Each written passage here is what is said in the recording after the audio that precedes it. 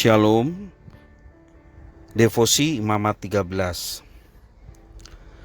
Konsep mengenai kenajisan dan ketahiran cukup asing bagi kebanyakan orang Kristen, termasuk kita, karena anggapan bahwa hukum Taurat tidak lagi diberlakukan dalam kehidupan kita sebagai orang Kristen.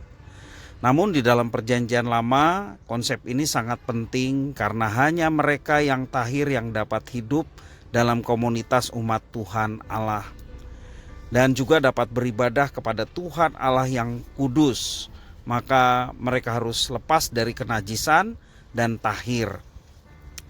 Di dalam firman Tuhan hari ini menunjukkan bahwa imam harus melakukan penelitian dengan seksama mengenai penyakit-penyakit kulit yang dapat membuat seseorang menjadi najis. Dan hal itu dilakukan karena menyangkut status orang tersebut dalam komunitas umat Tuhan dan dalam kehidupan ibadahnya. Jika ternyata orang itu divonis berpenyakit kusta, maka orang tersebut harus mengakuinya di depan umum dan kemudian tinggal di luar komunitas umat Tuhan. Dalam ayat 45-46 menjelaskan demikian. Dikatakan, maka orang sakit kusta dan ia najis, dan imam harus menyatakan dia najis karena penyakit yang di kepalanya itu. Orang yang sakit kusta harus berpakaian yang cabik-cabik, rambutnya terurai, dan lagi ia harus menutupi mukanya sambil berseru-seru, najis, najis. Selama ia kena penyakit itu, ia tetap najis. Memang ia najis. Ia harus tinggal terasing di luar perkemahan. Itulah tempat kediamannya.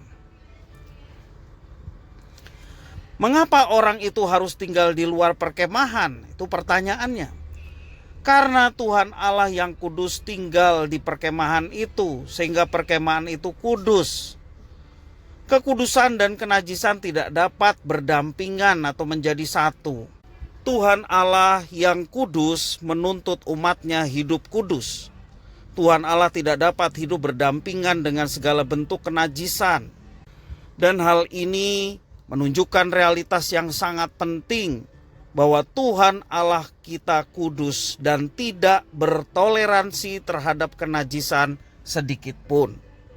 Hukum ibadah seperti ini, yaitu bahwa jemaat harus datang kepada Tuhan Allah dalam keadaan tahir, memang tidak berlaku lagi pada masa kita, umat Perjanjian Baru. Hukum ibadah tersebut sudah tergenapi dalam Kristus. Namun Tuhan Allah tidak berubah. Dia tetap Tuhan Allah yang kudus, yang tidak mentoleransi kenajisan. Bentuknya bukan lagi tahir secara ritual, melainkan tahir secara hati yang diwujudkan dalam hidup sesuai dengan kekudusan Tuhan Allah. Seperti kutipan Petrus yang mengatakan di dalam 1 Petrus 1 ayat yang ke-16 dan juga Imamat 19 ayat yang kedua, kuduslah kamu sebab aku kudus. Karena itu mari kita menyembah Tuhan Allah yang kudus, maka kita juga harus menyadari bahwa hanya kehidupan yang kudus yang dapat diperkenan olehnya. Marilah kita yang sudah dikuduskan oleh Kristus berupaya untuk hidup dalam kekudusan, yaitu hidup dengan menjalankan perintah-perintah Tuhan Allah kita yang telah diberikan kepada kita. Pastilah kita boleh mengalami penyertaan dan berkat-berkat-Nya. Tuhan Yesus memberkati.